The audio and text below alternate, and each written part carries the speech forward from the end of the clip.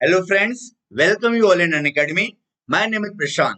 दोस्तों, आज हम एक इम्पोर्टेंट टॉपिक पढ़ने वाले हैं और वो है भीम ऐप। दोस्तों, यहाँ पर आज हम भीम ऐप, यूपीआई और रुपे कार्ड के बारे में जानेंगे। ये तीनों ही काफी इम्पोर्टेंट टॉपिक है, इनसे हमारे एग्जामिनेशन में काफी क्वेश्चन पूछे जाते हैं। और दोस्तों, आज हम वो सारे के सारा डिटेल कवर करेंगे जो हमारे एग्जामिनेशन में भीम ऐप, यूपीआई और रुपे कार्ड से पूछा जाता है। तो दोस्तों, काफी इम्पोर्टेंट टॉपिक है। ये एक तरीके का डिजिटल रेवोल्यूशन लेके आया था भीम ऐप। और आज हम इस डिजिटल रेवोल्यूशन के बारे में डिटेल में जानेंगे। क्या बेसिक्स और क्या इंपॉर्टेंट चीजें हमें पता होनी चाहिए, जो हमें बिल्कुल ही रिमेम्बर रहनी चाहिए, जो इससे पेपर में क्वेश्चन बनते ही बनते हैं, वो सब मैं आपको यहाँ पर आज बताऊंगा। तो दोस्तों, एंड तक इस सेशन को जरूर देखिएगा। आज आपको दोस्तों काफी कुछ जानने को मिलने वाला है। तो दोस्तों, आइए स्टार्ट करते हैं आज का सेशन। तो यहाँ पर सेशन को स्टार्ट करने से पहले मैं बता दूं कि यहाँ पर अनअकैडमी आपके लिए क्या क्या लेके आया है।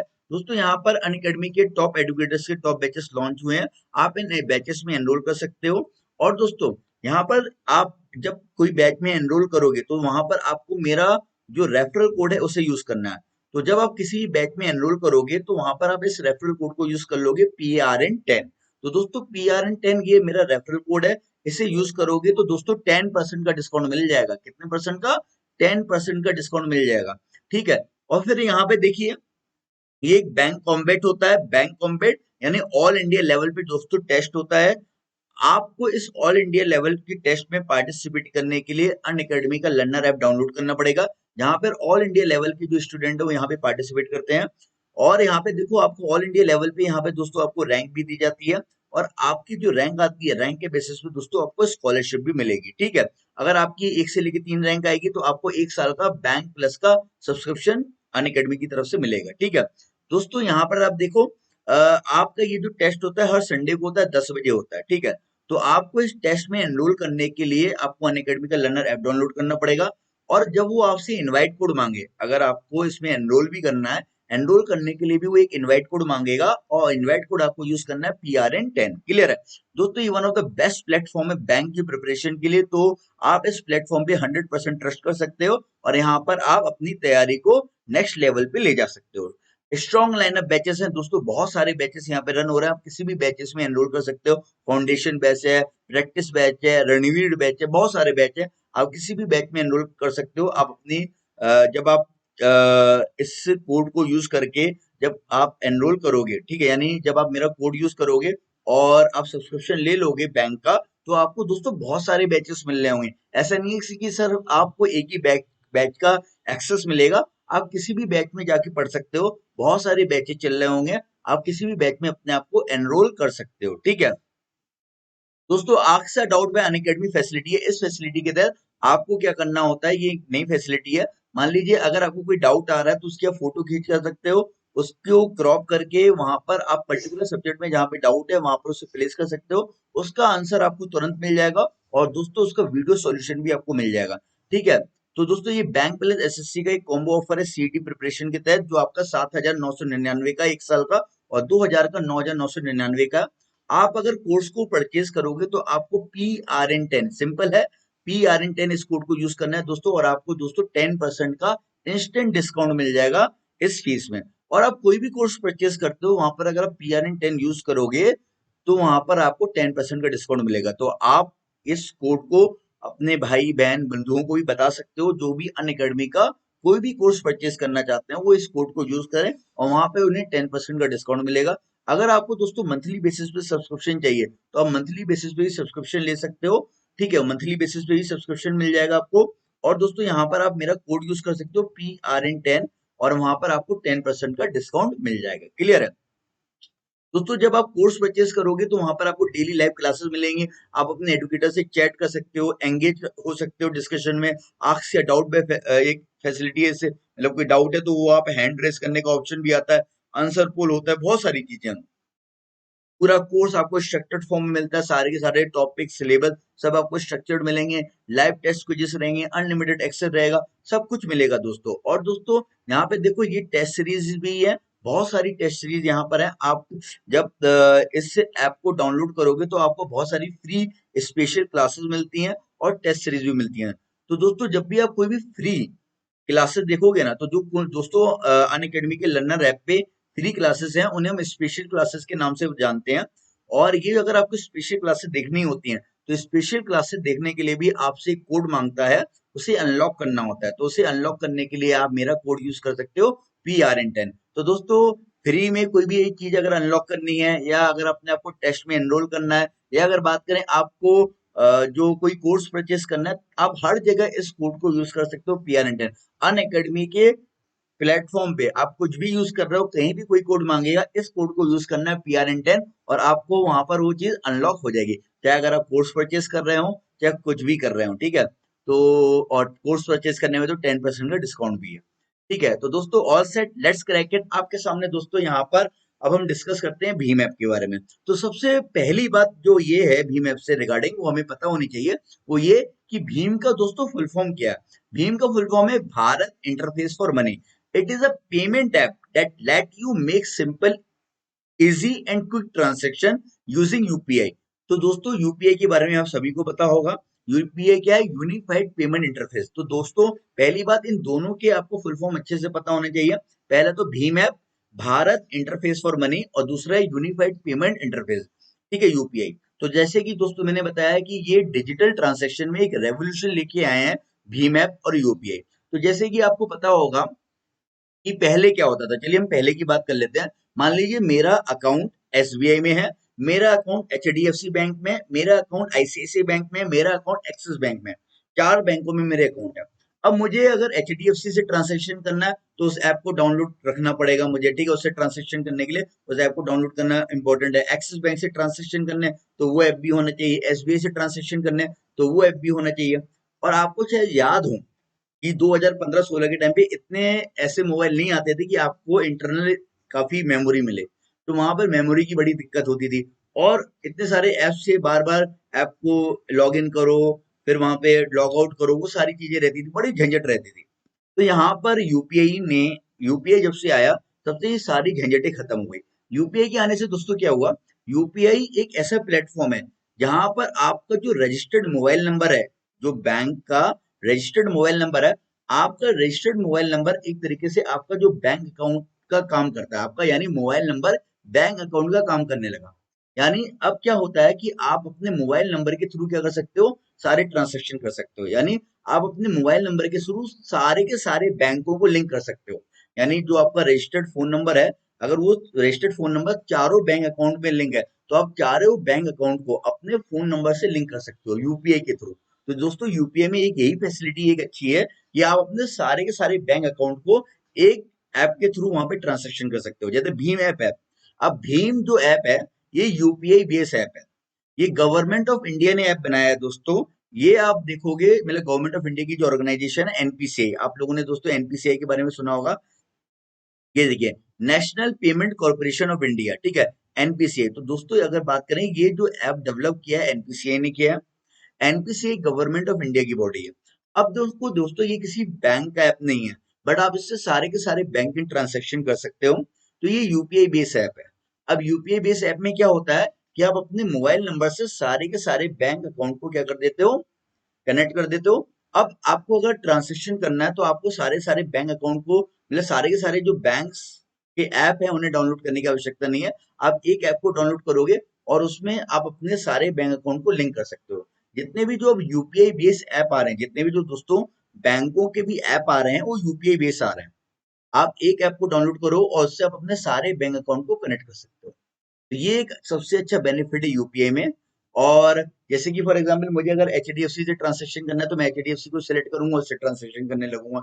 मुझे एक्सेस से ट्रांजेक्शन करना है तो एक्सेस को सिलेक्ट करूंगा उसी ऐप में ही, और वहां पर उसे ट्रांजेक्शन करने लगूंगा। तो मुझे डिफरेंट डिफरेंट ऐप को डाउनलोड करने की आवश्यकता नहीं पड़ी, मैं एक ही ऐप में सारे बैंक अकाउंट को अपने लिंक कर सकता हूँ। तो दोस्तों ये एक सबसे अच्छी एक एक डिजिटल रेवोल्यूशन आया हमारी लाइफ में भीम और यूपीआई की वजह से, जिसने पूरा अगर बात करें पेमेंट सिस्टम का, जो ट्रांसैक्शन का या पेमेंट सिस्टम का जो एक एक हम बोल सकते हैं एक रेवोल्यूशन ही लेके आया ये पेमेंट सिस्टम में और डिजिटल ट्रांसैक्शन में, ठीक है।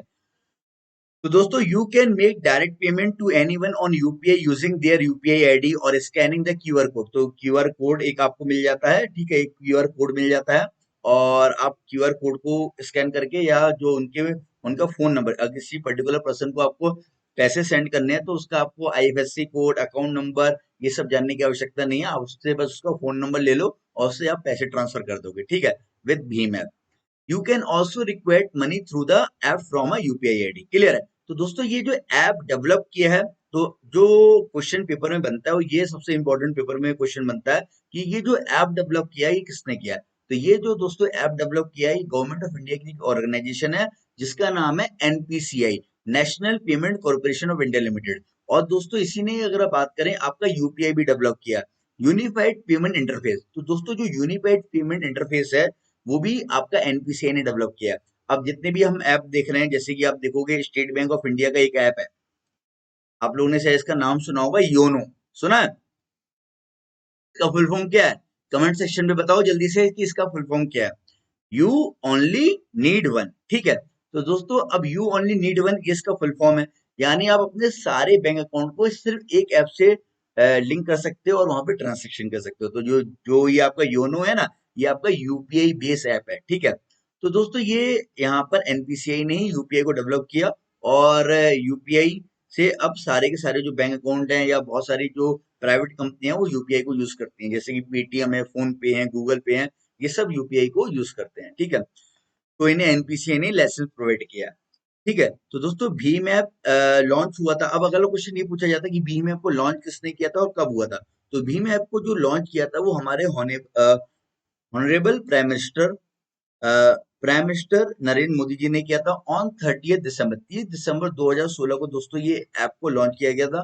तो हमारे एग्जामिनेशन में दोस्तों ये क्वेश्चन बनता ही बनता है कि इस ऐप को कौन सी डेट को लॉन्च किया गया था। तो 30 दिसंबर 2016 में आपका भीम ऐप आया था और यूपीआई भी आपका 2016 में ही आया है, ठीक है। To bring financial inclusion to the nation and digital empowered society. तो वही बात है कि हमारी सोसाइटी को डिजिटल एम्पावर करने के लिए और पूरे पूरे कंट्री से फाइनेंशियल इंक्लूजन के जो ऑब्जेक्टिव है उसे अचीव करने के लिए इस ऐप को लॉन्च किया गया था। अब फाइनेंशियल इंक्लूजन क्या होता है? फाइनेंशियल इंक्लूजन होता है दोस्तों जन जन तक बैंकिंग सुविधा प्रोवाइड करना। जन जन बैंकिंग सुविधा से अगर बात करें, जन जन के पास बैंकिंग सुविधाएं हों, जन जन बैंकिंग परफॉर्म कर सके, हर किसी को बैंकिंग की नॉलेज हो, तो उस बैंकों से जोड़ने के लिए, ठीक है, हर किसी को इस चीज का इंट्रोड्यूस किया गया था। आपने देखा होगा कि अगर आप स्ट्रीट फूड में कहीं खाना वाना खाने जाते हो या अगर आप सब्जी लेने जाते हो या कहीं भी कुछ करने जाते हो तो सबके बाद ये भीम ऐप का क्यूआर कोड है, यानी हर कोई अब बैंकों से कनेक्ट हो गया और अब आसानी से पेमेंट ले रहा है, दे रहा है, ठीक है। तो यहाँ पर दोस्तों एक तरीके का फाइनेंशियल इंक्लूजन का मतलब होता है कि जन जन को बैंकिंग सेवाओं से जोड़ना। तो ये जन जन को बैंकिंग सेवाओं से जोड़ने के लिए एक सबसे बढ़िया स्कीम थी, ठीक है। दोस्तों एनपीसीआई के बारे में जान लेते हैं। एनपीसीआई का फुल फॉर्म है national payment corporation of India. जैसे कि मैंने बताया कि इसकी स्थापना 2008 में हुई थी।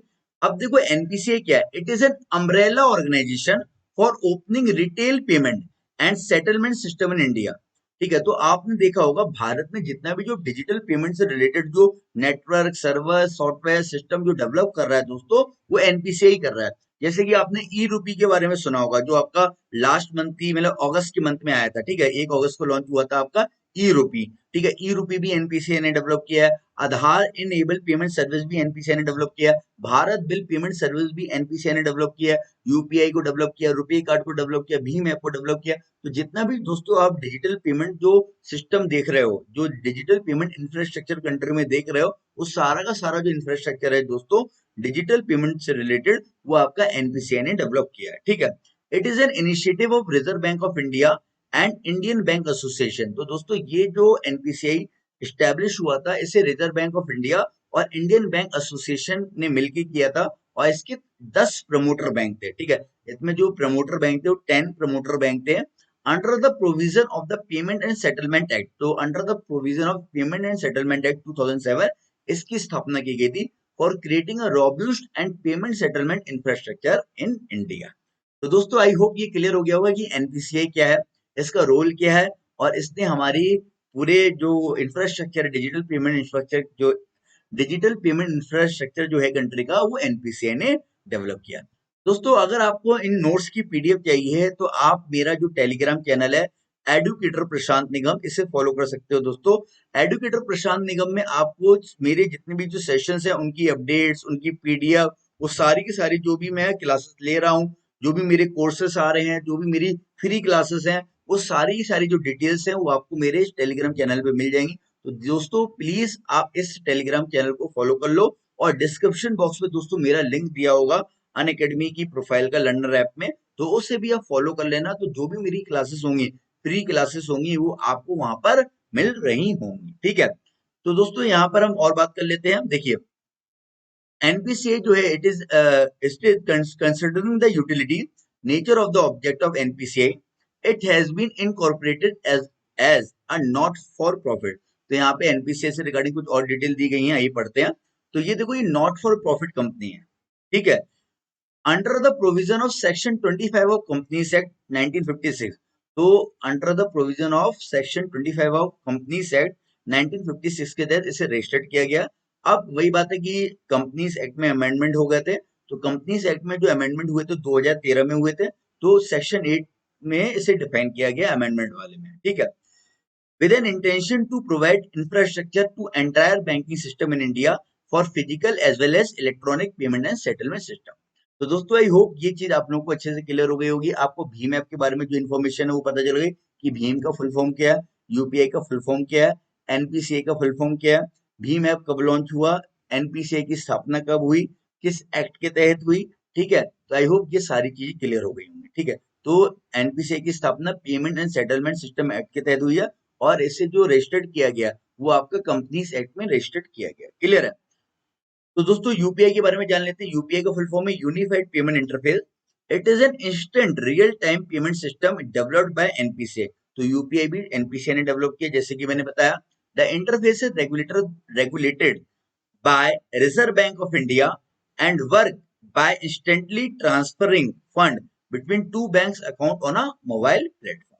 तो दोस्तों जैसे कि मैंने अभी आपको एक्सप्लेन किया था कि यूपीआई को किस तरीके से यूज किया जाता है मोबाइल नंबर के थ्रू, तो वही चीज यहाँ पर बताई गई है। चलिए दोस्तों रुपए कार्ड के बारे में जान लेते हैं। तो रुपए कार्ड क्या है? रुपए कार्ड दोस्तों आपका एक पेमेंट गेटवे है। जैसे कि आप लोग ने मास्टर के बारे में सुना होगा, मास्टर कार्ड है, वीजा कार्ड है, मेस्ट्रो कार्ड है। तो दोस्तों ये जो मास्टर कार्ड है, वीजा कार्ड है, मेस्ट्रो कार्ड है, ये पेमेंट गेटवे है।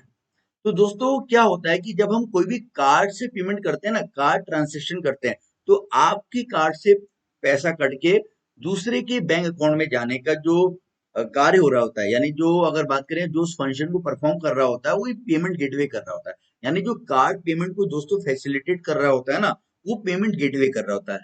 पेमेंट गेटवे का काम यही है कि कार्ड पेमेंट्स को फैसिलिटेट करना।